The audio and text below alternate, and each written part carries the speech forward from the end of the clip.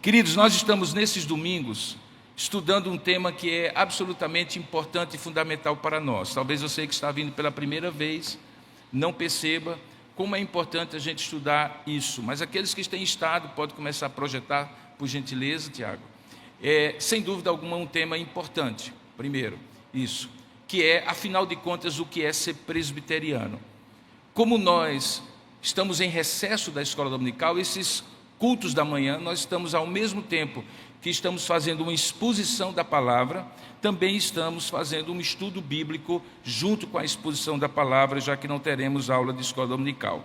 E o tema que particularmente eu tive a oportunidade de escolher diante de Deus foi justamente esse tema de, afinal de contas, o que é ser presbiteriano. Nós temos irmãos queridos aqui que são de várias tradições evangélicas, protestantes. Nós temos irmãos oriundos da Igreja Batista, de igrejas pentecostais, de igrejas congregacionais, e nós gostaríamos que, uma vez tornando-se membros dessa igreja, congregados nessa igreja, pudessem compreender a identidade presbiteriana. E como ressalvamos no primeiro estudo, há 2 semanas, não é porque nós entendemos que a identidade presbiteriana é mais importante do que a identidade de ser cristão, mas é porque, como toda comunidade e indivíduo, nós temos necessidade de reafirmar aquilo que nós cremos. Por isso que no primeiro estudo, tentando aqui fazer um pequeno resumo, nós falamos sobre a importância de uma comunidade ter uma identidade confessional, que ela tem de um jeito ou de outro. Algumas vezes é escrito, algumas vezes é simplesmente falado, mas todos têm uma identidade. No início, nós falamos de que a confissão de fé, aquilo que nós cremos, Pedro, por exemplo, quando disse, tu és o Cristo, o Filho do Deus vivo, reconhece e ao mesmo tempo expressa a identidade. Tanto é que quando respondeu assim para Jesus, imediatamente Jesus disse para Pedro, tu és bem-aventurado, porque não foi nem a carne nem o sangue quem a ti revelou, mas foi o meu Pai que está nos céus, pois tu és Pedro, e sobre esta pedra edificarei a minha igreja. E a pedra era a confissão de fé de Pedro, de que Jesus era o Cristo, o Filho do Deus vivo. Ao mesmo tempo, naquela mesma resposta, o Senhor não apenas deu a Pedro uma nova identidade, mas direcionou a missão, porque disse, e eu te direi que sobre esta pedra edificarei a minha igreja, e as portas do inferno não prevalecerão contra ela. Dar-lhes-ei as chaves dos céus, de modo que tudo aquilo que tiverdes aberto aqui na terra terá sido aberto no céu. E deu então à igreja a missão, que a gente chama na teologia de chaves do reino, o poder das chaves, de por intermédio da pregação do evangelho, não porque a igreja salva, mas porque a igreja é a agência do reino de Deus e prega o evangelho, permitir, possibilitar que a fé venha pelo ouvir e ouvir a pregação deste evangelho. Ao mesmo tempo que isso é verdade, tanto para indivíduos, isso também é verdade para comunidades e igrejas como o nosso. Por isso que nós falamos que a identidade confessional é importante para uma igreja. Tanto é que o reverendo Augusto Nicodemos, e eu estou fazendo um pequeno resumo do primeiro estudo, dizia que, muito embora a confissão cristã mais antiga e mais abrangente é simplesmente aquela que diz que Cristo é o Senhor e que confrontava a identidade dos cidadãos romanos que diziam que César é que era o Senhor, rápida e gradativamente, dizia o reverendo Augusto Nicodemos, ainda no período que os apóstolos estavam vivos, essa confissão de fé foi sendo mais e mais qualificada e explicada, porque à medida que a igreja se expandia, ela enfrentava certos movimentos que eram contrários à sua confissão de fé. E foi aí que surgiu a primeira confissão de fé, um pouquinho mais abrangente, que é conhecida como o credo apostólico, e que todos nós conhecemos, e que em algumas tradições religiosas até se tornou uma oração, a oração do credo, creio em Deus Pai Todo-Poderoso, e assim por diante, conforme está exposto aí. Esta foi já mais abrangente, já explicou que esta fé em Deus, que Cristo é o Senhor, também é uma fé no Pai como Criador de todas as coisas e no Espírito Santo e na Igreja de Cristo, que é formada pela Trindade bendita. Depois, com o passar do tempo, como você pode ver aí, uma série de momentos históricos, logo no começo da Igreja, até ela se tornar uma igreja oficial no Império Romano, até mais recentemente, no século XVI, durante o período da Reforma, houve necessidade de que a igreja se assentasse com os seus principais teólogos para dizer aquilo que cria. E aí houve uma época chamada Igreja Antiga, em que havia vários credos, como o credo de Niceia, de Constantinopla, de Calcedônia, e esses credos são comuns a toda a cristandade, católico romano, episcopal, presbiteriano, batista, protestante, todos eles creem nesses credos gerais da igreja dos primeiros séculos. São as crenças básicas que, se alguém não crê, não é considerado como cristão. Na Reforma Protestante, por ser um movimento tipicamente de protesto, como o próprio nome diz, foi necessário que algumas confissões de fé estabelecessem a diferença, por exemplo, no governo da igreja, de que nós protestantes não reconhecemos o primado de um homem sobre toda a igreja, porque cremos que o cabeça da igreja não é o Papa, que o cabeça da igreja é Jesus Cristo. E aí, no período protestante, essas confissões de fé foram se estabelecendo de modo que elas são, nesse caso, restritas ao protestantismo. Inclusive, há uma delas, a segunda que você vê na lista, em 1557, que foi feita aqui no Brasil, a chamada Confissão de Fé da Guanabara, quando os huguenotes, você lembra de história geral, vieram para cá, eles eram calvinistas, eles eram protestantes, foram fazer uma excursão na Baía da Guanabara para criar ali um enclave francês. Lembra, o Brasil ainda era colônia portuguesa na época, naquilo que ficou conhecido como França Antártida.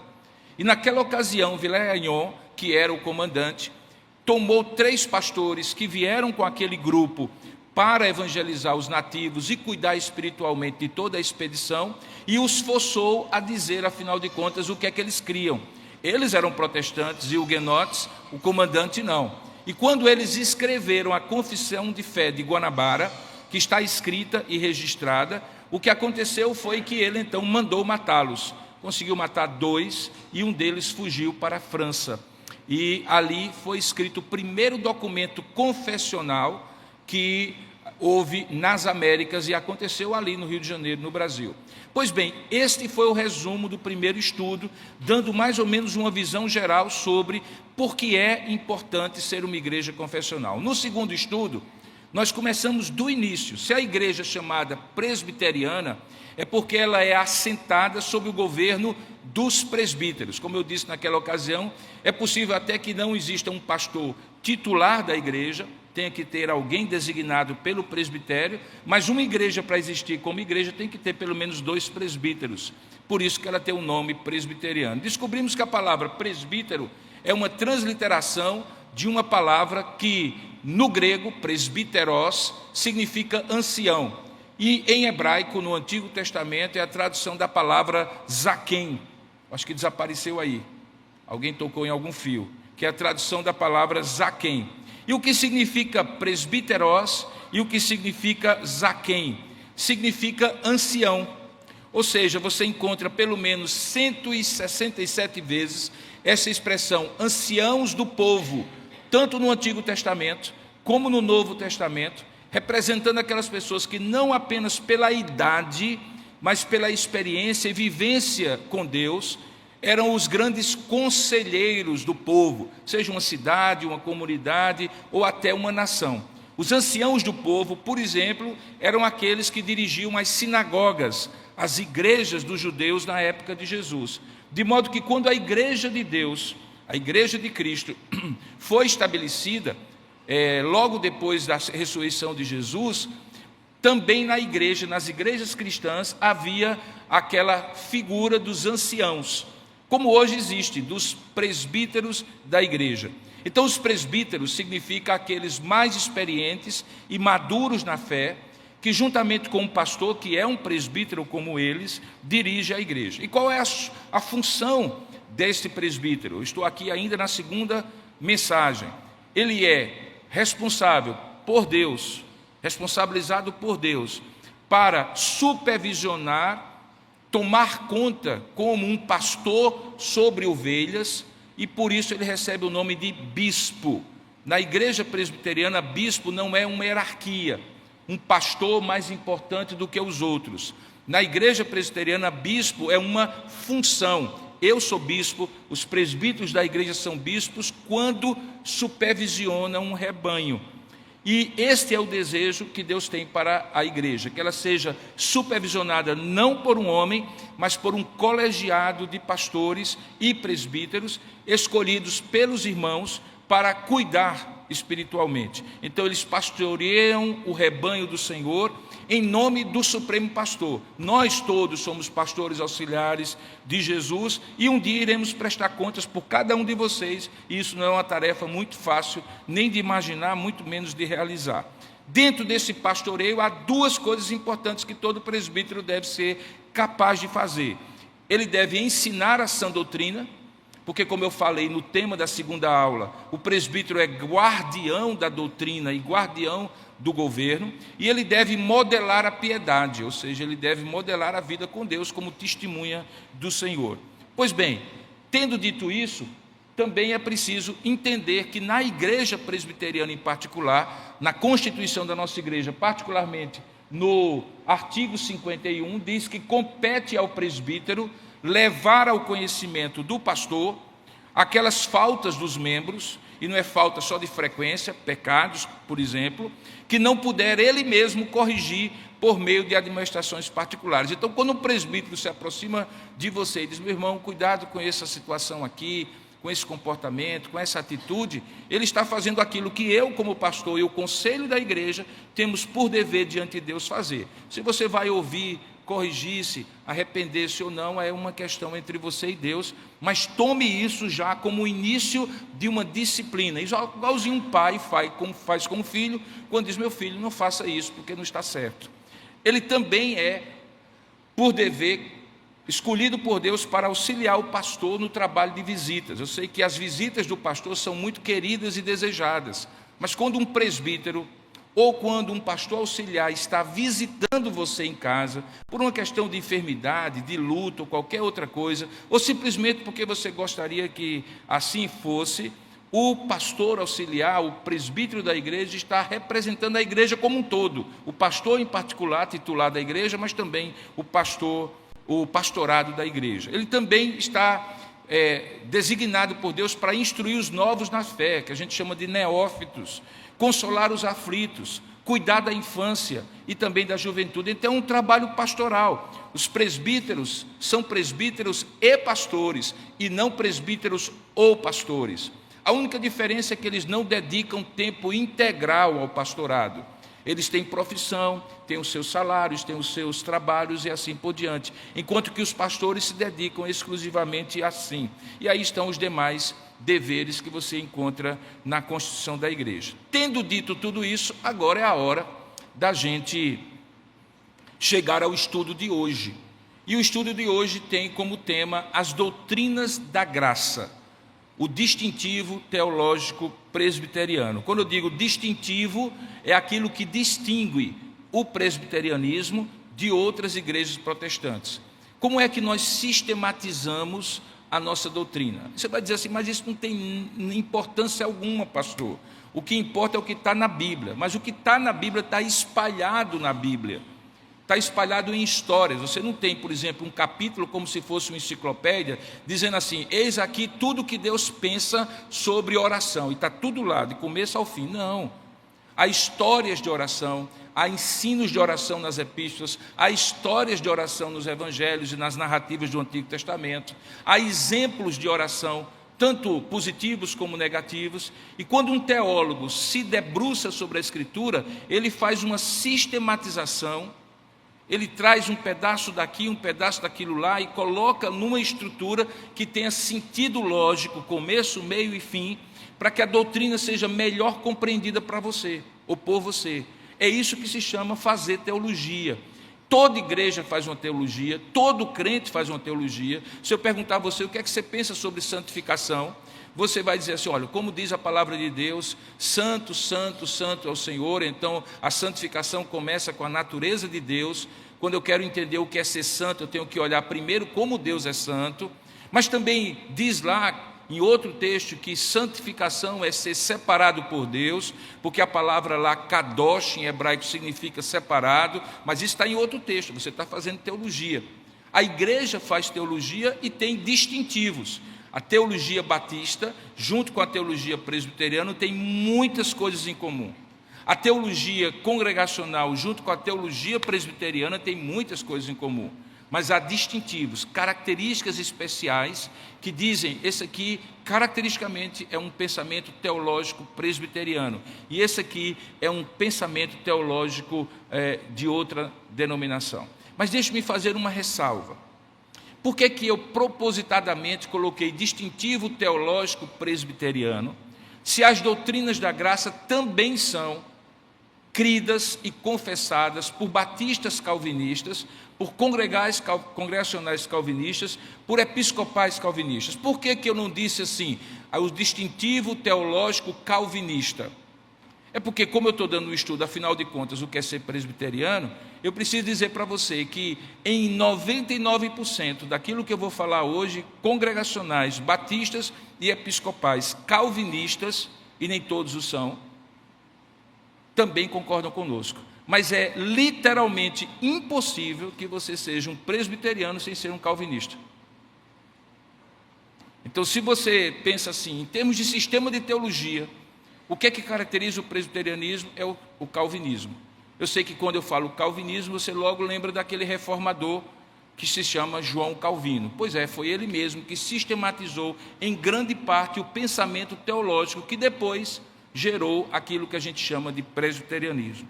Pois bem, deixando isso como apenas um contexto para você entender, vamos ao primeiro ponto que eu gostaria de chamar a sua atenção. Eu quero lhe dar um pouco do contexto histórico. E o contexto histórico é importante, porque nada aconteça fora da história. Veja bem, quando eu falo que o distintivo presbiteriano de teologia é aquilo que a gente chama de 5 pontos do calvinismo, eu preciso dizer que eles não foram feitos por Calvino. Não foi Calvino que escreveu em determinado momento, ponto 1, isso, ponto 2 e assim por diante, não. Eles são 5 pontos do calvinismo, porque mesmo depois de 54 anos da morte de Calvino, alguns teólogos que afinavam o seu pensamento teológico com Calvino, escreveram, e de tão próximo com aquilo que Calvino pregava na Reforma Protestante, acabou se tornando 5 pontos do calvinismo. Quando é que aconteceu isso? Naquilo que a gente chama de Sínodo de Dort. Houve uma época, acredite você ou não, que as pessoas passavam de setembro de 1618 a maio de 1619, portanto, quase um ano, em cerca de 154 sessões diferentes, reunidos 84 teólogos, dos quais 18 representavam não as igrejas, mas o pensamento teológico da Holanda, da Alemanha, da Suíça e da Inglaterra, reunidos para discutir teologia. Hoje isso é inimaginável. Existem congressos de teologia, sem dúvida alguma, mas não por um ano quase, em que as pessoas tiravam de suas tarefas um tempo para discutir os detalhes da teologia. Por quê? Porque naquela época, nós estamos na Europa pós-reforma. Lembra, a reforma acontece em 1517. Se eu estou dizendo que o Sínodo de Dort foi em 1618, nós estamos falando de um ano, ou melhor, um século depois da reforma, ainda sob o efeito da reforma. E por que que isso é importante? Porque a reforma é para a religião aquilo que o renascimento foi para a cultura de um modo geral, uma ruptura muito grande.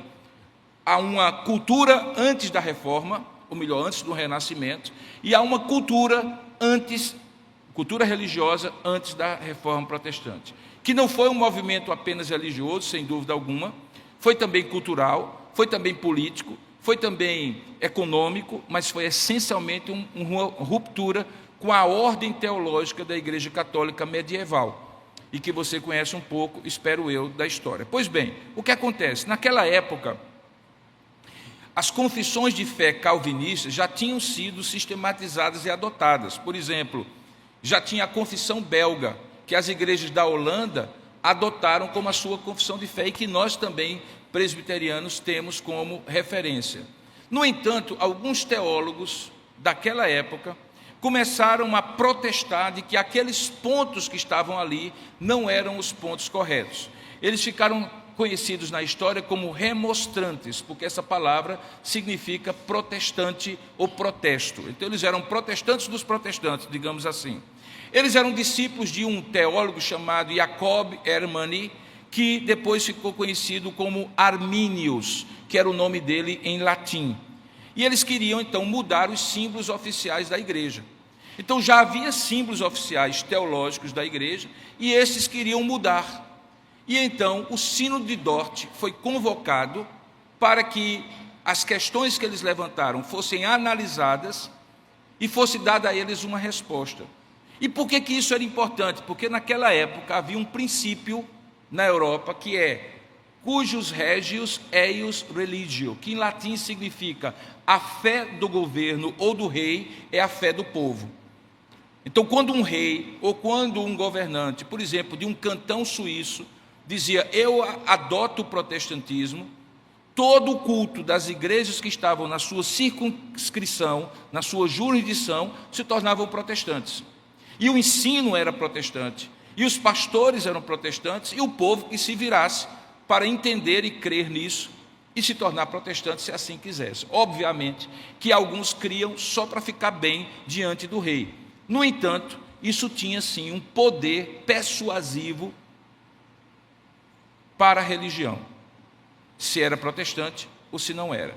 Então, quando a Holanda, a Bélgica, os chamados Países Baixos na época, foram questionados sobre que símbolos de fé o Estado vai adotar, e o Estado e as igrejas, então eles convocaram um sínodo como se fosse uma constituinte nos dias atuais. E nessa constituinte não se debatia leis ordinárias, se debatia teologia.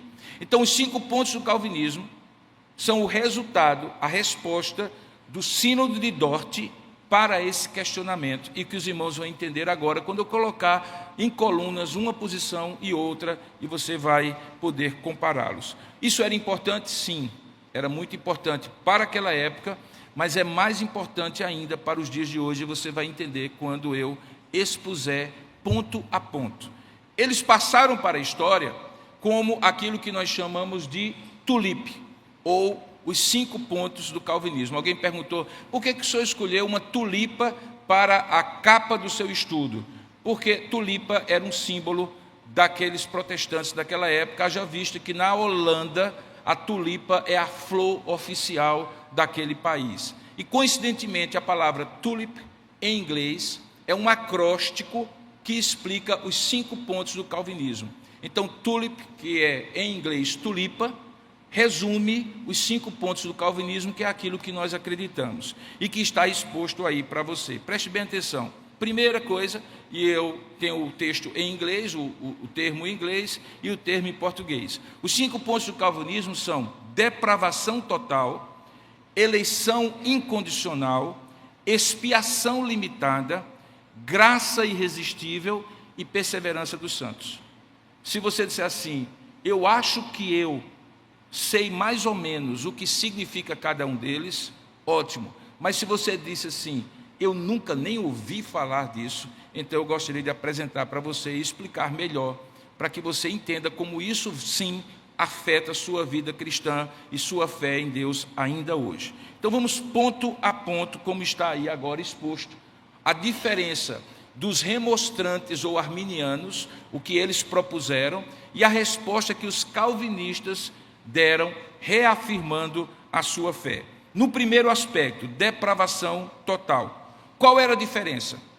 Os arminianos diziam assim, ao cair em pecado, o ser humano não perdeu completamente a sua vontade, ou a sua liberdade de exercer a sua vontade. Ele é livre para escolher Deus. Ele é livre para escolher a palavra de Deus. Ele é livre para escolher a salvação, ou não. Nesse aspecto, o arminianismo defende um que ele chama de sinergismo. Sinergismo é uma palavra muito usada hoje na corporação, no ambiente corporativo, mas teologicamente significa que Deus e o homem cooperam de maneira sinérgica com a força de cada um para um determinado fim. Eles são sinérgicos. divinos humanos. Ou seja, Deus inicia o processo de salvação por obra do Espírito Santo e permite que as pessoas cooperem e respondam volitivamente, ou seja, com a sua própria vontade, ao convite da salvação. Esse é o pensamento arminiano. Mas existe uma sutileza aqui. E a grande sutileza é: quem começa primeiro?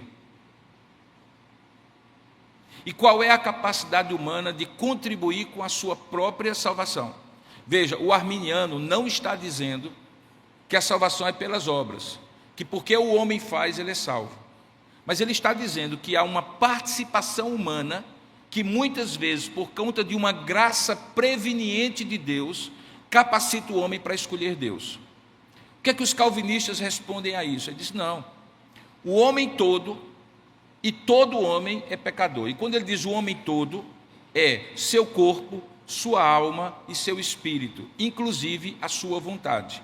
Significa dizer o seguinte: eu sei escolher a cor de um carro, onde é que eu vou morar, eu sei fazer a avaliação e ter desejo por coisas que para mim são boas, mas quando se refere a Deus, na verdade eu sou escravo do pecado, inimigo de Deus, e nada há em mim que me leve a buscar a Deus, a não ser se Deus me regenerar, depuser sobre mim a fé e eu puder crer, e aí sim confiar em Deus. Então a diferença básica é que para o calvinista o homem não regenerado é absolutamente escravo do pecado e totalmente incapaz de exercer sua própria vontade livremente para salvar-se. Ele precisa ser primeiramente regenerado por Deus, que é o que a gente chama de monergismo, em oposição ao sinergismo, e ao receber, depois de regenerado, o dom da fé, já que a fé é dom de Deus, não de obras para que ninguém se glorie, ele então passa a confiar a sua salvação às mãos de Deus. Então qual é a ordem? E a ordem aqui faz a diferença, é: Deus primeiro me regenera, estando vós mortos em vossos delitos e pecados, Ele vos vivificou. Então foi Deus que me vivificou, não fui eu que dentro do meu túmulo espiritual disse: Deus me vivifique, foi Deus que me vivificou. E uma vez que Ele me vivificou, me libertou da escravidão, nos libertou do império das trevas para o reino do Filho do seu amor, então, regenerado, ou seja, com uma nova vida, nascido de novo, que são expressões equivalentes, ele então deposita fé no meu coração para que eu confie a minha salvação nem em minhas obras, mas na obra de Cristo. Então há uma diferença brutal aqui entre o arminianismo e o calvinismo. Isso faz uma diferença. Sabe por quê? Porque lá na frente, no último ponto, que é a perseverança dos santos, onde se pergunta o que garante ao homem que ele permaneça salvo, o arminiano diz: se ele permanecer na graça. O calvinista diz: ele permanecerá na graça porque Deus vai lhe preservar, já que Deus não começa a obra da salvação sem concluí-la, porque aquele que começou em vós a boa obra haverá de completá-la até o dia de Cristo Jesus, como diz Paulo aos Romanos. Perceba então que há uma diferença, porque lá na frente, quando eu peco, quando eu descreio, quando eu abandono Deus, me rebelo contra Deus, e isso acontece na vida de cada um de nós em algum momento, discreta ou assintosamente para todo mundo ver, naquela hora a pergunta é: você vai perder a salvação ou não vai perder a salvação? Se a salvação dependeu de você, que gerou o desejo de Deus de salvar, então você pode perder. E se você voltar, você ganha de novo, e você perde, e você ganha, e você perde, e você ganha. E se Jesus Cristo voltar em determinado momento que você estiver perdido, então alguns afirmam: você fica, porque você está em desgraça e não na graça de Deus. Já o calvinista diz: não, como a base e o fundamento da sua salvação não é você, mas o que Deus fez quando lhe escolheu, então significa que você não perde a salvação. Você vai passar por disciplina, Deus vai lhe corrigir, você vai ter que enfrentar as consequências do seu pecado, mas uma vez salvo, você é salvo para sempre. Esta última doutrina, que é a perseverança dos santos, só é possível se você compreender a depravação total. Se a depravação total for total pero no mucho, ou seja, foi total, mas você ainda tem um pouquinho de liberdade para buscar a Deus, então, consequentemente, lá na frente, se você, na sua liberdade, não buscar a Deus, você perde o que você recebeu. Então, os arminianos e os calvinistas começam com uma diferença que é muito importante que se estabeleça. Veja, o arminiano, ele não diz que o homem é salvo sem a graça. E o calvinista não diz que, uma vez salvo, o homem não precisa crer. Essas são duas caricaturas que algumas pessoas, quando querem estabelecer a diferença, acabam cometendo como erro. O arminiano não é um pelagiano, não é sequer um semi-pelagiano, que é uma outra doutrina da época dos agostinhos da vida, lá atrás na igreja, que era a discussão exatamente como o homem é salvo. O arminiano apenas coloca, e isso é importante, quando eu digo apenas, é para distinguir daquilo lá, mas é muito importante, que o homem e Deus contribuem conjuntamente para a sua salvação. O calvinista diz que o homem crê, até quando ele crê, é porque Deus deposita no seu coração a fé. Portanto, quando ele é regenerado e recebe a fé, é uma obra exclusiva da graça de Deus, em que o homem participa como recipiente e na sua vida cristã como aquele que responde com fé àquilo que Deus faz na sua vida. Primeira doutrina, então, fica clara que há uma diferença. Segunda doutrina, que é a eleição incondicional, que é o chamado decreto da predestinação, que cria tanta celeuma nos dias de hoje ainda. Deixa eu explicar para você melhor. Para o arminianismo, a eleição de Deus é condicional. Por que ela é condicional? Porque aqueles arminianos que creem na eleição, creem que Deus elegeu aqueles a quem ele conheceu antecipadamente, ou ele pré-conheceu. E porque Deus antecipadamente conheceu alguns que futuramente haveriam de crer, ele então escolheu esses e não outros. Ou seja, o pré-conhecimento de Deus, como está aí no slide, é que provocaria a eleição, estando ela baseada na condição estabelecida pelo homem de crer. Veja que aqui há uma sutileza importante. Qual é a sutileza da predestinação por presciência, que é arminiana? É que quando eu digo que Deus pré-conheceu quem haveria de crer, e por isso escolheu aqueles que haveriam de crer, quem vai depender de quem? Deus vai depender do homem, porque Deus só vai poder escolher aqueles que ele antecipadamente viu que haveriam de crer. É a crença do homem que provoca o decreto de Deus. Mas veja como a posição calvinista é o contrário. Ele diz assim: a eleição é incondicional. É como Paulo dizendo, fazendo o exemplo de Esaú e Jacó em Romanos, ele diz assim: não é por quem quer, não é por quem busca, não é por quem deseja, Deus elege a quem ele quer. Por quê? Porque o pré-conhecimento de Deus, que existe, está na Bíblia, está baseado no propósito ou no plano de Deus. Ou seja, ele conhece antecipadamente quem vai crer e tudo, porque ele determinou eternamente. O decreto antecede o pré-conhecimento. No arminianismo, o pré-conhecimento antecede o decreto. Quando eu digo que o pré-conhecimento antecede o decreto, eu estou dizendo que o homem condiciona a eleição de Deus. Por isso que o arminiano diz que a eleição é condicionada. Mas quando eu digo que o decreto vem antes do pré-conhecimento, ou seja, que Deus pré-conhece porque ele predetermina, então é Deus que tem o controle e não o homem. O homem crê, e Deus sabe quem vai crer, porque ele determinou antes daquele conhecimento que ele tinha. Porque ele predeterminou, ele conheceu. Pense numa estrada e numa viagem que você vai fazer. Você faz um plano, os seus planos mudam, mas digamos que seus planos fossem divinos. Nos seus planos divinos, propósito de Deus, ninguém pode mudar, ninguém pode alterar. Você estabelece a hora que você vai sair, a hora que você vai chegar. Você vai sair do ponto A de João Pessoa e vai a Campina Grande. Você sabe a quilometragem, o tempo de velocidade do seu carro. Você resolve parar lá na tapioca do irmão Firmino, comer uma tapiocazinha no horário de 1h33 minutos. Você vai gastar 7 minutos e 35 segundos para comer a tapioca, pagar ao irmão, dar um cheirinho em todo mundo e pegar o voo, ou melhor, pegar o carro e chegar em Campina Grande. Se o seu decreto fosse incondicional, você poderia dizer: eu sei que 7h35 da manhã eu vou estar entrando no estabelecimento da tapiocaria do irmão Firmino. Se o seu decreto fosse condicionado, você teria que dizer assim: vai depender da calibragem do pneu, vai depender do trânsito, vai depender do tempo, vai depender do menino, da esposa ou do rapaz que pede no meio do caminho para ir no banheiro, porque está condicionado pelas circunstâncias. Isso acontece comigo? Acontece com você também. Por quê? Porque nós não somos Deus.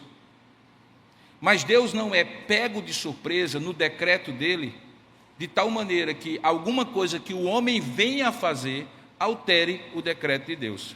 Em outras palavras, a eleição arminiana é condicionada pelo pré-conhecimento de Deus, que em última instância vai depender das circunstâncias humanas e da decisão dos homens, de crer ou não.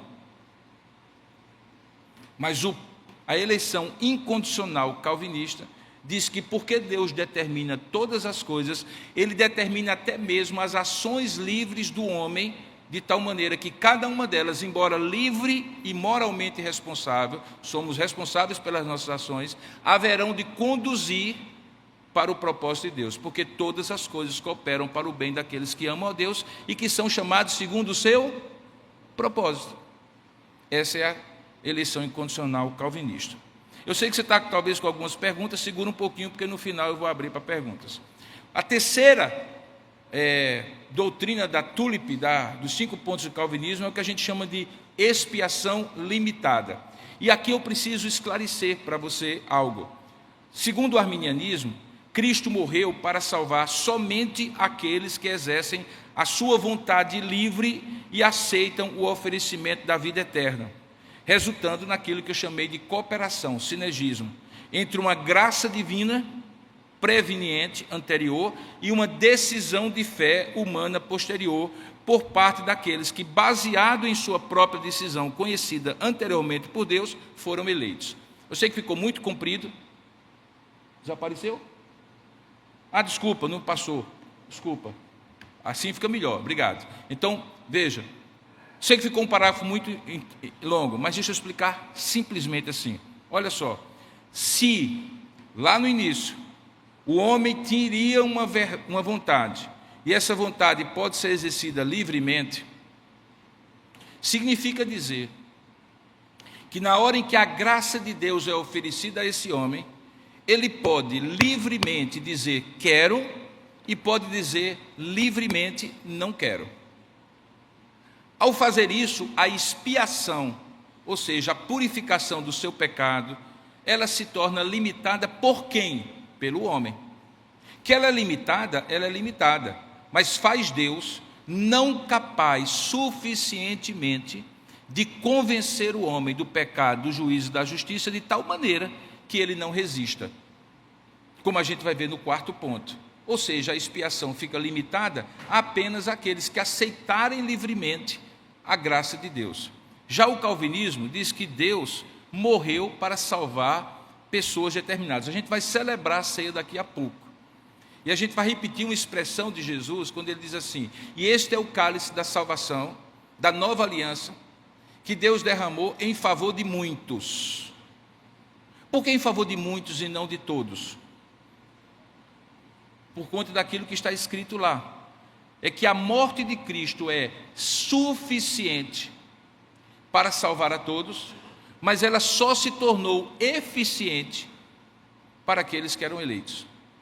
Então ninguém pode dizer que Cristo só morreu por alguns, no sentido de que ele não morreu suficientemente por todos, mas sim pode dizer que Deus morreu só para alguns, em Cristo morreu só para alguns, aqueles que eram eleitos. Porque havia alguns que não tinham sido eleitos, a morte de Cristo não é suficiente para eles. Portanto, a morte de Cristo é suficiente para todos, mas é eficiente apenas para os eleitos. Eu sei que isso vai suscitar alguma dúvida, eu já vou antecipar.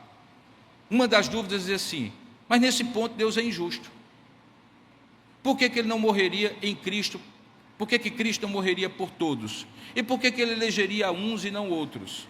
Na verdade, se ele não elegesse nenhum, ele não teria obrigação de eleger nenhum, porque foi o homem em Adão e Eva que decidiu literalmente dizer não ao Criador.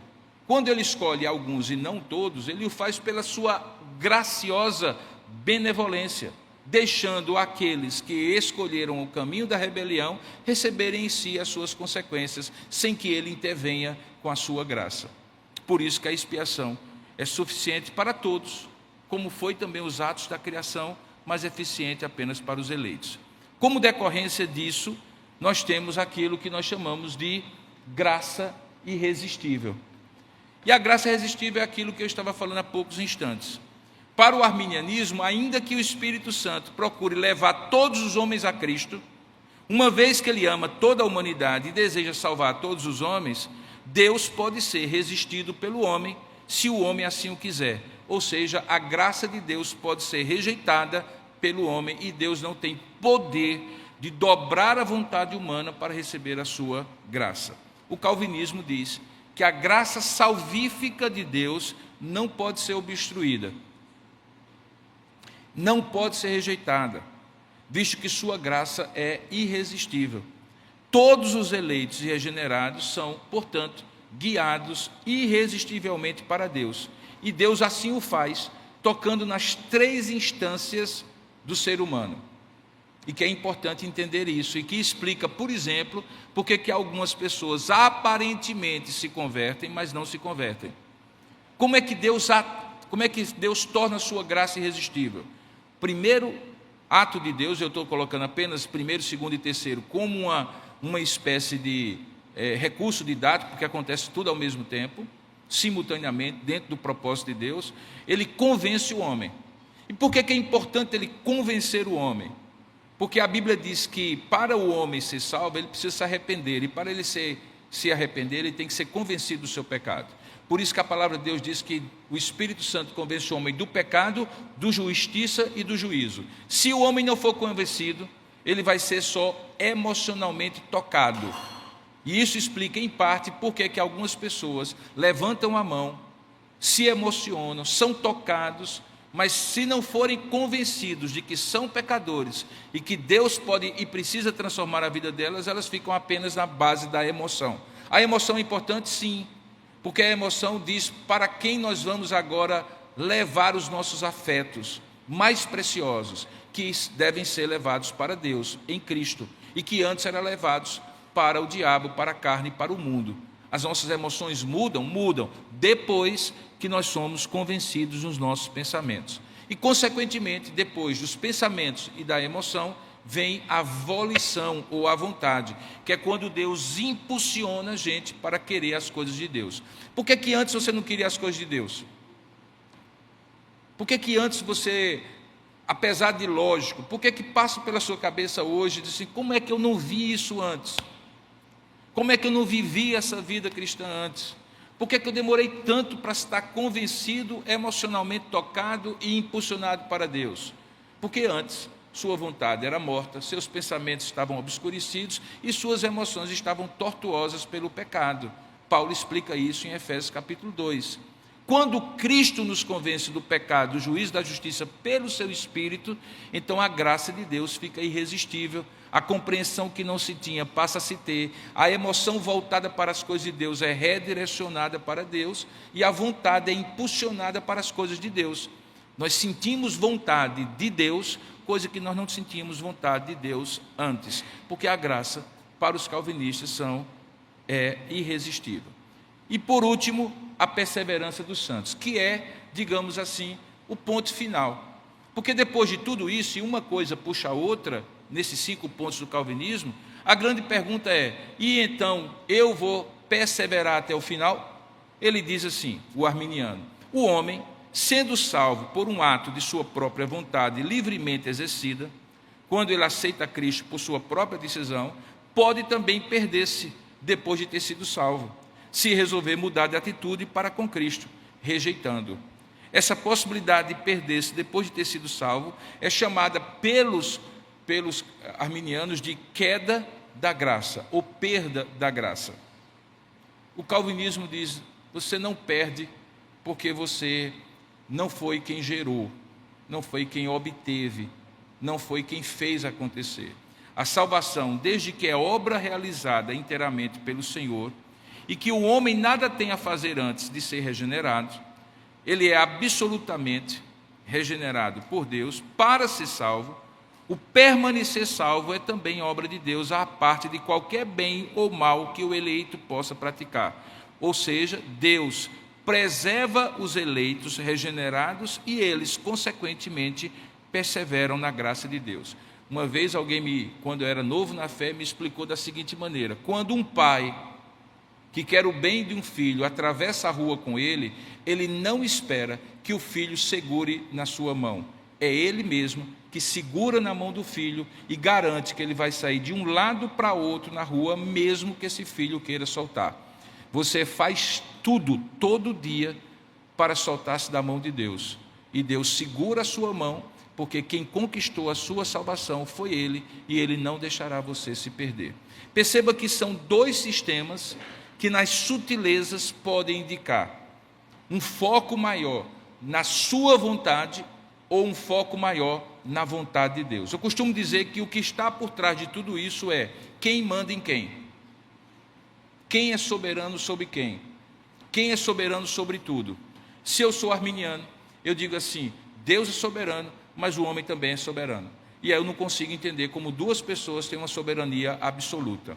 Se eu digo assim: não, Deus é soberano, então o homem reage à ação de Deus. Deus age e o homem reage. Deus age e o homem reage. E quando o homem reage, ele reage pelo poder de Deus e da sua graça na vida dele. De modo que tudo o que eu faço de ruim na minha vida é responsabilidade minha. Mas tudo aquilo que eu consigo fazer de correto, de justo, de belo, de ético na minha vida, é a graça de Deus me dando as condições de fazer, porque é Ele que é soberano sobre a minha própria vontade. Essa questão da soberania e da responsabilidade do homem já foi comparada, grosseiramente, é lógico, como 4 faixas de uma rodovia, na qual Deus diz: esta é a minha vontade, que é conduzir você pelo centro dessa rodovia. Mas eu posso, na minha vontade permissiva, deixar que você vá para os cantos da rodovia, com todos os riscos inerentes a isso. A única coisa que eu não farei, se você for crente, é deixar você sair da rodovia. Então você tem uma margem de liberdade depois que você encontra com Cristo, mas não a liberdade absoluta, porque você foi conquistado por Cristo. A graça foi irresistível, a eleição foi incondicional, a expiação foi eficiente na sua vida, e você vai preservar-se, porque Deus vai lhe preservar. Em resumo, é isso. Queridos, eu estou aberto para perguntas, e eu gostaria de pedir aos irmãos diáconos que nos ajudem, um de cada vez. Nós vamos ficar até alguns minutos, e depois aqueles que precisarem, nós encerraremos o culto, e os que quiserem ficar, podem ficar, e a gente conversa bastante sobre isso. Coloca ali para a Trícia, porque daqui a pouco ela fica com dor na mão, porque ela já está levantando ali umas 15 vezes. Enquanto você pergunta, eu vou tomar água. Tem umas 15 perguntas também, mas não, vou fazer só uma. Assim é bom, assim é querer só para você, deixa para os outros. Eu vou fazer só uma. A respeito da depravação total. E eu creio no tudo que o senhor falou, mas dúvidas realmente vêm na nossa mente, né? Claro. A respeito da depravação total, e que nós fomos criados à imagem e semelhança de Deus e preservamos essa imagem e semelhança. E o senhor, como psicólogo também, como eu devo me enxergar a despeito dessas duas coisas, da depravação total e que fomos criados à imagem de Deus? Ótimo. Mas não como psicólogo, como teólogo mesmo, viu? Deixa eu explicar para você. A imagem de Deus, ela foi não completamente perdida no homem, porque Deus preserva algumas coisas mesmo depois do pecado. Por exemplo, o seu senso de justiça, ele não depende da sua fé. Uma pessoa que não é crente, ela tem um senso de justiça, ela tem uma ideia do que é certo e do que é errado. E ela só tem ideia do que é certo e do que é errado porque ela foi criada semelhante a um Deus que é justo. O senso de bondade, de caridade. Você quer dizer que caridade é só coisa que crente faz? Não. Caridade várias pessoas, até ateus, fazem. Por que as pessoas se importam com empatia e simpatia pelos outros? Porque essas pessoas, crentes ou descrentes, foram todas, lá no início, criadas à imagem de Deus, que é um Deus bom, benigno e misericordioso. Mas veja bem como é sutil. Eu posso, tendo sido criado por Deus à sua imagem, exercer uma coisa boa com a motivação errada. Há pessoas, por exemplo, que fazem caridade para serem salvas. O que é isso? Barganha. Há pessoas que fazem caridade para que os outros vejam. O que é isso? Barganha. Então, o ato é bom porque eu fui criado à imagem de Deus. A motivação está borrada, está poluída, está corrompida. E é exatamente isso que acontece nesse exato momento com todos os crentes que estão aqui. Nós vivemos uma luta entre a carne, que é decorrente do pecado, e o Espírito que habita em nós, que nos lembra de quem nós somos em Cristo.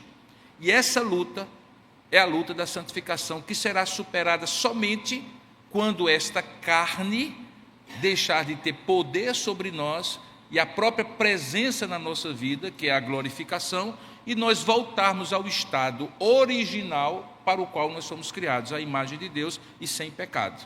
Então, só para explicar de maneira muito simples, usando palavras em latim, mas traduzindo para você, anote aí.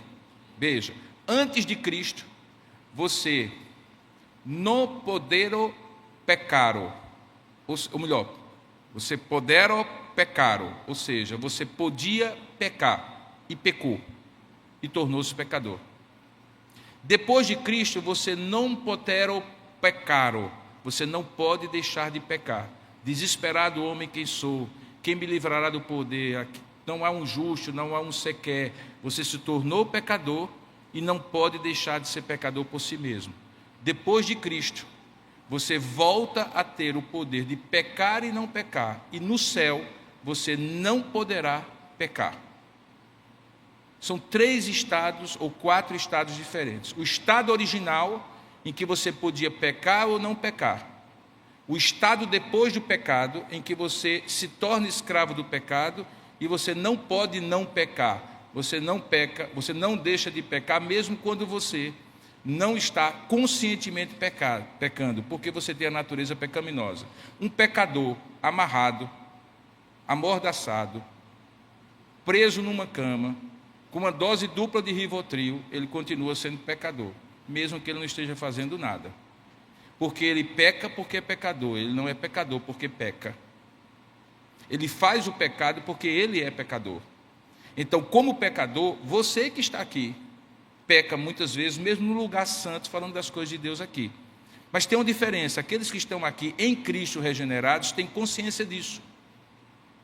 Porque o que está acontecendo é que o Espírito Santo está formando Cristo em vós, para que você possa ter a semelhança daquela imagem restaurada, porque essa é a obra de Deus hoje.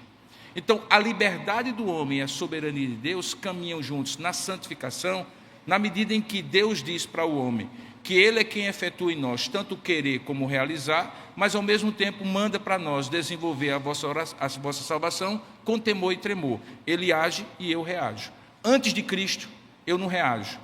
A pergunta básica é: quantos quilos eu preciso colocar em cima de uma pessoa morta, dentro de um túmulo, para que ela grite reclamando? Quantos quilos? 1 tonelada? 2 toneladas? 10 toneladas? Não importa. Ela está morta em seus delitos e pecados. Um morto não reclama, um morto não busca, um morto não ora. Nós estamos mortos em nossos pecados e delitos. Em Cristo nós fomos vivificados. Agora sim, eu tenho uma participação na santificação, que é usar de maneira diligente os meios de graça, reagindo à graça de Deus. Eu devo orar? Devo orar. Eu devo ler a palavra? Devo ler a palavra. Eu devo evitar o pecado, mortificar a minha carne? Sim, mas não para a minha salvação, mas porque a graça de Deus me capacita a isso para a glória de Cristo. Então, ao mesmo tempo que eu sou e continuo sendo imagem de Deus, hoje eu sou um ser pecador, até que Cristo glorifique o meu corpo e o que é corruptível se torne incorruptível e o pecado já não tenha nem poder, nem presença na minha vida. Isso só vai acontecer no céu. Então, ao mesmo tempo que eu sou imagem de Deus, eu sou pecador. Esse é o estado atual. Se não fosse assim, seria o céu. Eu só seria a imagem de Deus restaurada aqui na terra, o mundo não teria atração para mim, a carne não teria poder sobre mim e o diabo não conseguiria me tentar, porque não havia nada em mim que pudesse ser atraído por essas coisas. Outra pergunta? Pronto, agora vai falar a psicóloga, aí pode ser que ela dê um outro enfoque dos esquemas mentais. Fala aí. Pastor, eu queria entender como essa visão diferente de arminianismo e calvinismo influencia na forma de pregar o evangelho. Porque assim, por mais que eu tenha crescido num lar arminiano e tenha me tornado calvinista depois, eu vejo que tem uma diferença. As pessoas arminianas geralmente dizem, olha, Deus ama você, Ele tem um plano para a sua vida, Ele quer que você caminhe com Ele. Só que o calvinista não tem essa certeza se essa pessoa está eleita ou não. Então, assim, quando eu fiz essa pergunta uma vez, uma pessoa me disse, não, mas você tem que pregar como se você acreditasse que essa pessoa fosse... Eu não teria essa convicção. Eu confesso que essa resposta não me satisfez, porque eu acho que a gente tem que pregar aquilo que a gente realmente acredita. Então, como é que eu faria um apelo nesse sentido de convidar a pessoa a orar sem dar essa certeza de, ó, Deus quer você com Ele no céu? Bom, primeiramente, eu não preciso ter essa certeza, porque o departamento de conversão não está comigo, o departamento de conversão está no céu. O meu departamento é o departamento de proclamação. Eu sou chamado para proclamar, eu sou um arauto. O que é que o arauto dizia? O rei está aqui. Dobrem-se diante do rei, se ajoelhem todos diante do rei. Quem tivesse juízo se ajoelhava. O arauto não dizia assim, 50% de aproveitamento, passa a minha comissão. Não, ele simplesmente proclamava. A evangelização é uma proclamação, e o apelo de quem é calvinista é: arrependa-se dos seus pecados e creia em Cristo. Essa é a minha parte. Deus haverá de agir no coração dele de maneira que eu não veja necessariamente e faça o efeito que eu não sou capaz de fazer. Mas quando eu digo assim para alguém, toma uma decisão e aceite a Cristo, qual é o foco que está sendo dado? Que a pessoa é que está tomando a decisão e que a pessoa é que está aceitando a Cristo. Ela vai tomar uma decisão, vai aceitar a Cristo, mas ela não deve pensar que é a decisão dela e a aceitação dela que gera a salvação para ela. Portanto, se eu estiver vendendo esse evangelho em termos de tome sua decisão e aceite a Cristo, eu posso estar induzindo essa pessoa a um pensamento de que é ela que está decidindo e ela está comprando gato por lebre.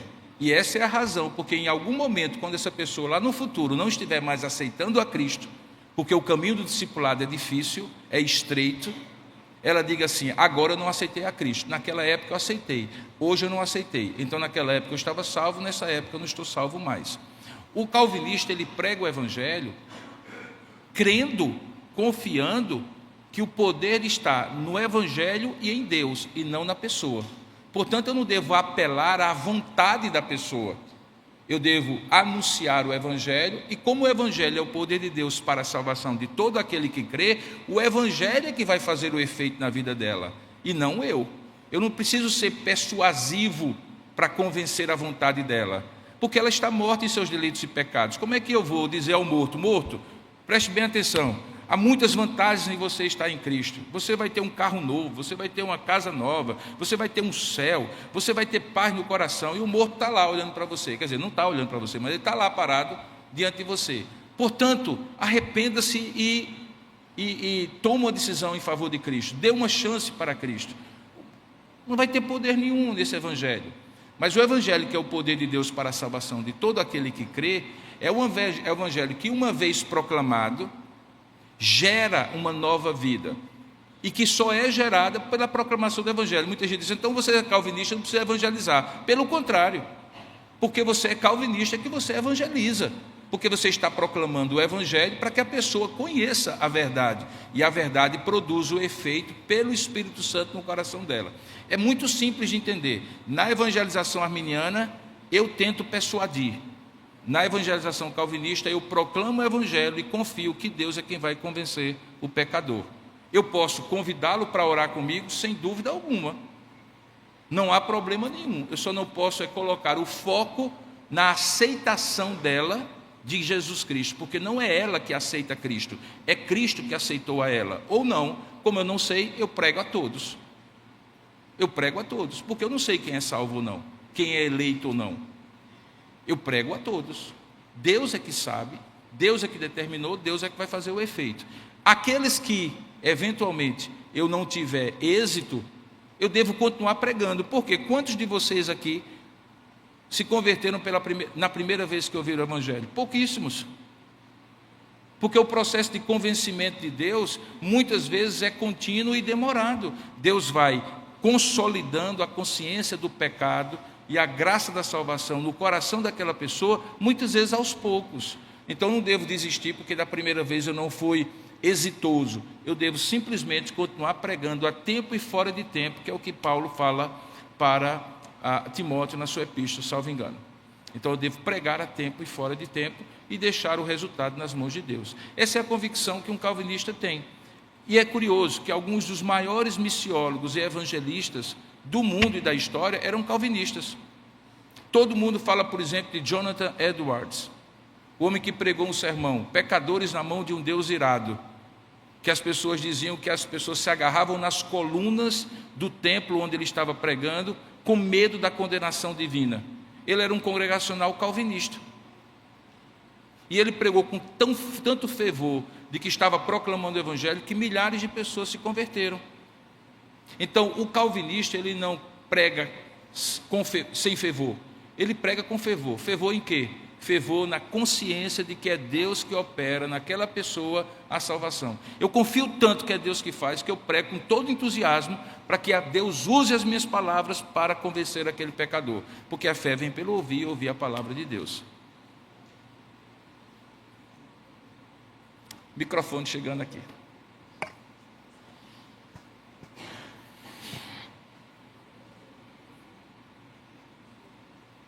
Depois aqui Siqueira, viu? Seguindo essa mesma linha, né? Essa mesma pergunta, eu ainda fico com uma dúvida. Se a gente já é escolhido, né? Desde o início já somos escolhidos.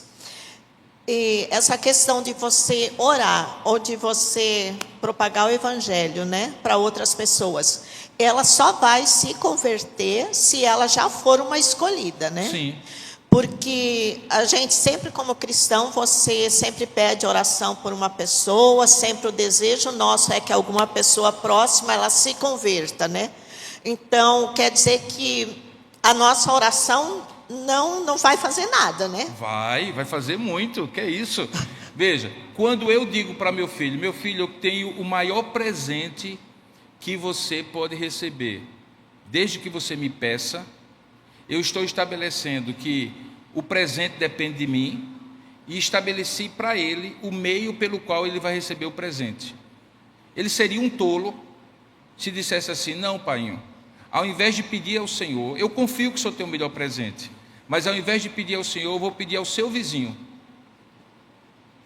Aí eu diria: não, filho, eu determinei os fins e os meios. A oração é um meio que Deus determinou para que a gente peça as coisas para Ele. Eu não posso desobedecer. Eu tenho que orar porque Deus me mandou orar. O que eu não tenho de fazer é alimentar no meu desejo pessoal de que sou eu que digo a Deus o que Ele tem que fazer, que é um equívoco muito grande, que teve o seu ápice nos famosos decretos de confissão positiva. Eu decreto que você, como se fosse um homem capaz de determinar o resultado da sua oração. Não é o homem que determina o resultado da sua oração. Ele pede, e aí eu uso o ditado popular, pede como quem pede a Deus. O que a gente pede como quem pede a Deus? A gente pede é tudo, porque Ele é o Pai poderoso. Deus é tão maravilhoso que Ele é o único que é todo poderoso para fazer tudo aquilo que Ele quiser e que nós pedirmos segundo a sua vontade, e Ele é o único que é bondoso o suficiente para nos dar mesmo quando nós não merecemos. Então, por que eu não vou orar? Eu vou orar a esse Deus maravilhoso, que é todo poderoso e todo bom. Ele é capaz de fazer tudo e Ele tem bondade o suficiente para fazer tudo aquilo que eu preciso, mesmo que eu não mereça. Por isso que eu tenho que pregar, por isso que eu tenho que orar. Então, o pregar e o orar são meios não são determinados pelo fim. Se assim fosse, eu diria assim: ah, não, Senhor, me diz primeiro aí se o Senhor vai me dar ou não, porque se o Senhor não me der, então não vou nem perder tempo aqui orando. Aí Deus disse: meu filho, você não está entendendo nada. Oração não é uma lista de pedidos que você entrega a um despachante chamado Espírito Santo. Oração é convive comigo, eu quero é você, o presente já está garantido. Sabe aquele negócio de menino, quando você diz assim: vou dar um presente de Natal, e você comete a loucura de dizer isso em julho, você comete a loucura de dizer isso em julho, aí ele passa de julho até dezembro e diz assim: painho, o senhor vai dar mesmo? Painho, o senhor já comprou? Painho, onde é que está o presente? E aí começa. Tem uma hora que a gente fica tão irritado, que diz assim: meu filho, você está duvidando que eu comprei o presente, que eu vou lhe dar? Acredita na palavra do seu pai? Então, quando eu mexo na finalidade da oração, é como se eu estivesse descrendo que Deus não é poderoso para fazer infinitamente além do que pedimos ou pensamos. Agora, por que eu oro por todos, mesmo sabendo quem não é eleito? Pelo mesmo motivo que eu prego a todos, mesmo sabendo quem é eleito. Porque como Deus determinou que o fim e os meios foram determinados por Ele, e Ele determinou que a oração e a evangelização são meios para a salvação, eu oro. Domingo passado, tinha uma senhora aqui, que não está aqui, que é avó de duas queridas irmãs aqui da igreja. Eu não vou mencionar os nomes, mas elas sabem quem eu estou falando. Que oraram que ela orou por quase 38 anos pelo marido, que tinha uma vida completamente desregulada, inclusive em relação a ela e à família. E aquele homem se converteu quando ela já estava quase desistindo. Mas imagine se ela tivesse desistido. Deus usou a oração dela, claro, e usou o testemunho dela, e usou a palavra dela, e usou a presença dela, o amor dela, a tolerância dela, a paciência dela. Deus usa todos os meios, inclusive a oração. Santa Mônica, conhecido como Mônica, Santa Mônica, orou por Agostinho dezenas de anos. Imagina se Mônica tivesse desistido de orar por Agostinho. Nós teríamos perdido o maior teólogo antes de Calvino no Ocidente. Então a gente tem que orar. Tem que preservar em oração, perseverar em oração. O que é que a Bíblia diz? Pedi, pedi, batei, batei, buscai, buscai. Por que os verbos estão repetidos?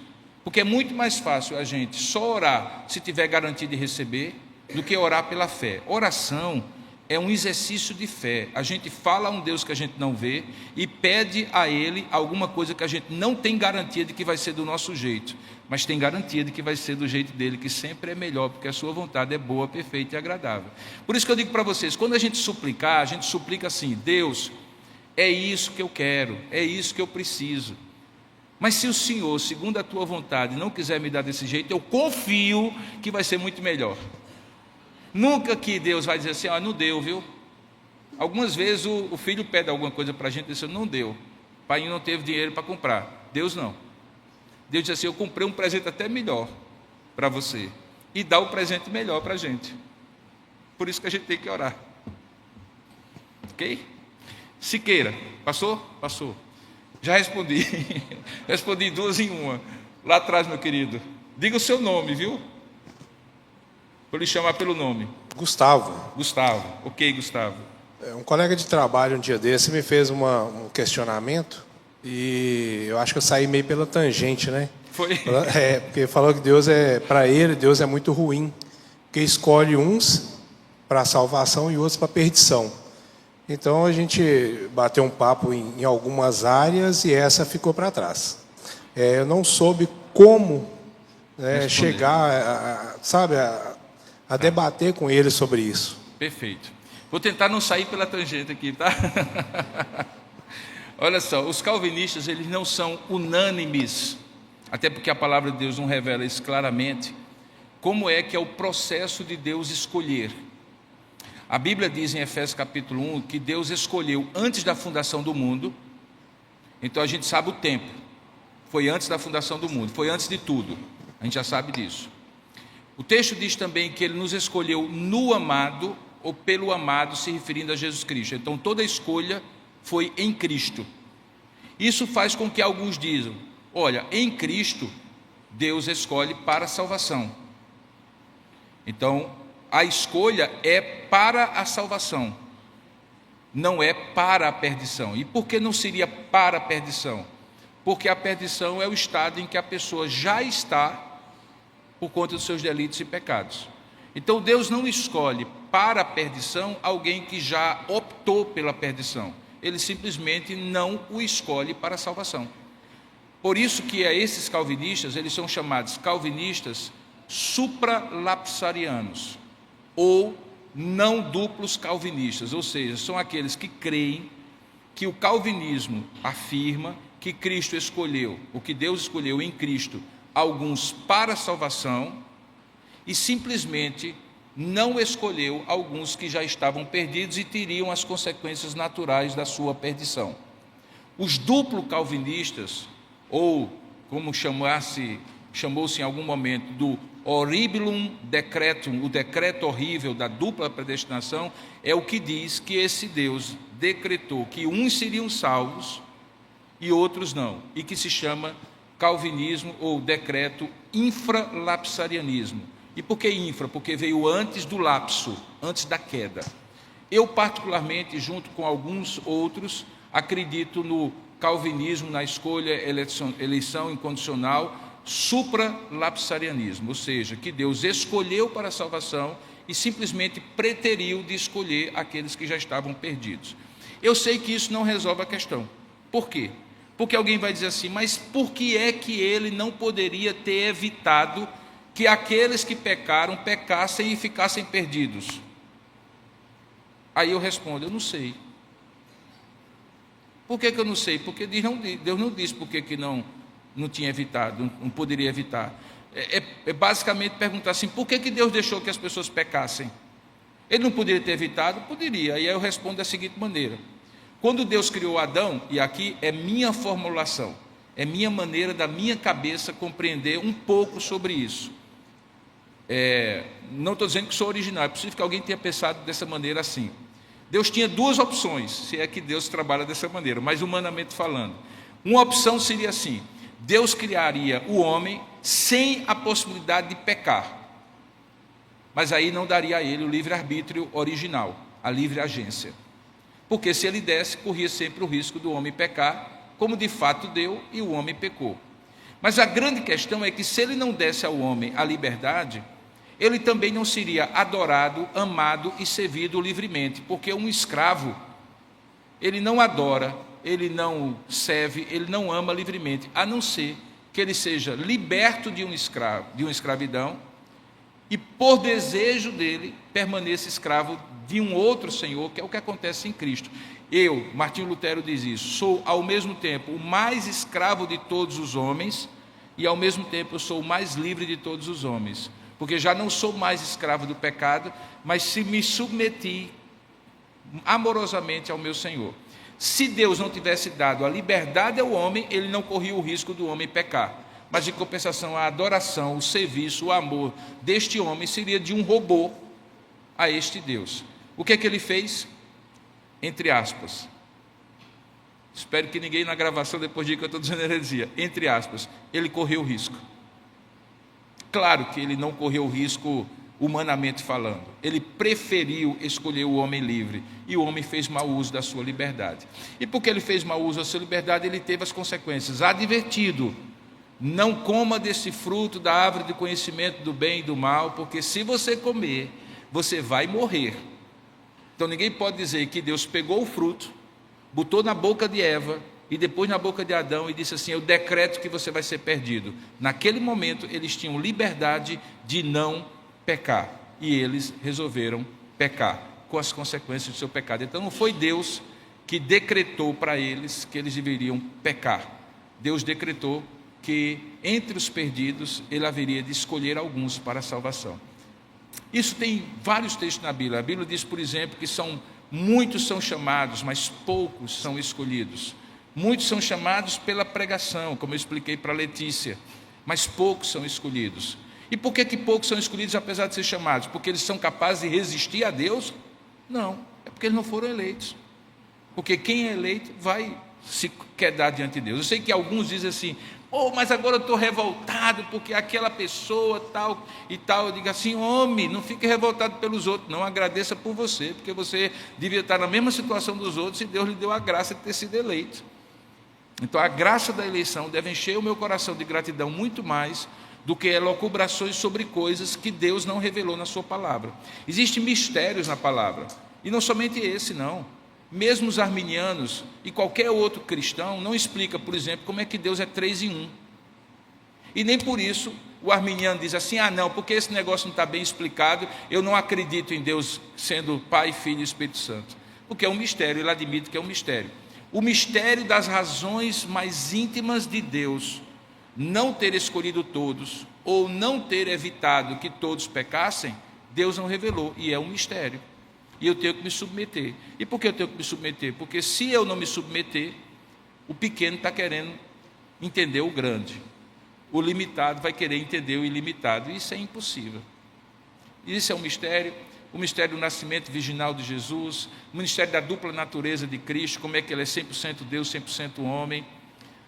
São muitos mistérios, né? E quando eu digo mistério, não é mistério de filme de terror, é mistério desconhecido, que ainda não está revelado. E aí talvez caiba Deuteronômio 29, que diz que algumas coisas Deus revelou e algumas coisas Deus não revelou. E aquelas que Ele revelou são para a nossa edificação. E aquelas que Ele não revelou não é para a nossa elucubração e inquietação espiritual. A gente tem que entender que há razões, não entre o céu e a terra, mas entre Deus e Deus, que a vã imaginação sequer pode chegar próximo. Ok? Eu admiti que não tenho a resposta completa, então não saí pela tangente. Quem é? Sou eu. A hora, eu sei, a hora. Estamos cobrando aqui a hora. Vou ser bem breve, pastor. Oi, querida. Eu queria que o senhor explicasse quanto ao pecado justificado, né? O conceito é que a justificação pela fé se relaciona com o julgamento de pecadores. Queria saber como é que fica o pecado justificado, já como nós somos pecadores, e foi falado, né, que nós somos pecadores, sempre pecadores. Nós somos pecadores regenerados. Justificados. Nós não somos pecadores como aqueles que são pecadores e que nós éramos também sem Cristo. Por que nós continuamos sendo pecadores? Bom, eu diria assim, a evidência factual, prática, diária, diz que eu sou pecador. Eu não posso dizer que não sou pecador, porque quando eu penso nos meus pensamentos, nas minhas palavras, nas minhas atitudes, fica claro que eu sou pecador. Mas porque a Bíblia também diz, em 1 João diz assim, que aquele que diz não ser mentiroso, diz não ser pecador, é mentiroso e faz Deus mentiroso, porque ele é pecador. E de fato nós somos pecadores. Qual é a diferença? Isso aqui é importante, porque liga a justificação, estou terminando, essa é a última, viu gente? Estou ligando a justificação com a santificação. E por que isso é importante? Porque, olha, presta bem atenção, isso aqui é importante. Se eu fosse você, não piscava nem os olhos agora, para você entender. Justificação é um ato legal em que Deus declara que você já não é condenado pelo seu pecado. Justificados, pois, mediante a fé, temos paz com Deus por meio do nosso Senhor Jesus Cristo. Já não há condenação para os que estão em Cristo Jesus. É um ato definitivo, irreversível e eterno. Acabou. Nesse sentido, eu não sou um pecador condenado mais, porque eu já fui justificado. Tendo sido justificado, começa uma obra de Deus pelo Espírito Santo, em que eu sou progressivamente livre do pecado, do poder do pecado sobre minha vida, que é a santificação. Quanto mais eu amadureço em Cristo, menos poder o pecado tem sobre mim de deformar o meu caráter. Aqui é uma questão legal, aqui é uma questão moral.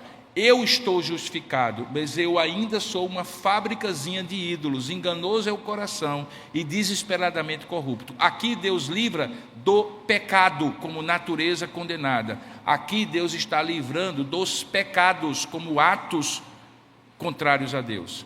Aqui eu estou sendo livre do poder do pecado. E lá no final, na terceira etapa, eu serei livre da presença do pecado. porque eu estarei na presença do Senhor, eu já terei a minha carne crucificada completamente em Cristo como ele está hoje, mas completamente mortificada e restaurada para uma nova vida. É o que Paulo fala em 1 Coríntios capítulo 15, quando diz que o corruptível se revestirá de incorruptibilidade. Então, quando nós dizemos somos justificados em Cristo, e já não há nenhuma condenação, não quer dizer que nós não podemos pecar, nós não devemos. E a maneira para a gente não pecar é simplesmente usar os meios de graça. A oração, a leitura da palavra, a comunhão dos irmãos, o serviço ao próximo é o que nos faz. Vou fazer uma analogia muito simples. Quando alguém nasce, ela nasce definitivamente. Mas se ela só nascer, ela não cresce. Mas todo aquele que nasce, naturalmente vai crescer. O nascimento é a justificação. O crescimento é a santificação. E para crescer, ela tem que se alimentar, tem que se exercitar, tem que ter bons hábitos, senão ela fica raquítica. Existem crentes raquíticos? Existem. Crentes raquíticos. Você pode estar 200 anos na igreja. Não é tempo de formação de igreja. É o uso diligente dos meios de graça que faz com que a sua santificação seja progressiva e constante até aquele dia em que Cristo Jesus voltará. E aí nós seremos livres não apenas da condenação do pecado, do poder do pecado, mas da presença do pecado. Certo? Queridos, vamos encerrar. Eu gostaria de orar com os irmãos. Após a oração, nós vamos ter um momento de ofertório para definir e terminar o nosso culto. Curva a sua cabeça por um instante. Tem a ceia. Você está vendo como seria muito complicado você pastorear uma igreja sem presbíteros? Tem que orar. Pois é, então vamos orar. Vamos ter ofertório, mas vamos ter ceia também. Por isso você estava agoniado com o tempo, né? Era isso mesmo, agora eu entendi. Jesus, o cara vai ficando velho. Vamos orar, irmãos. Ó Deus amado e querido Pai, louvamos o Teu nome pela Tua palavra, que é lâmpada para os nossos pés, luz para o nosso caminho. Há tantos mistérios na Tua palavra que nós não compreendemos, mas aquilo que o Senhor nos revela, nós nos submetemos pela confiança que temos no Teu caráter, que Tu és bom, que Tu és santo, que Tu és justo. Continua esclarecendo o nosso coração e continua fortalecendo a nossa fé, não para que a nossa confissão de fé possa nos fazer julgar os outros, especialmente nossos irmãos, mas para que possamos ter a gratidão de termos sido eleitos, salvos em Cristo, não pelos nossos méritos, certamente não, mas pela Tua graça. E ao termos essa sensação, certeza de gratidão, possamos também, ó Pai, ser proativos, buscar, ó Deus, santificar, mortificar a nossa carne e pregar e testemunhar do Teu Evangelho. Faz-nos conscientes disso e caminha conosco nas nossas caminhadas diárias e contínuas nessa santificação para a qual o Senhor já nos separou. É isso que nós oramos em nome e para a glória do Senhor Jesus. Amém e amém.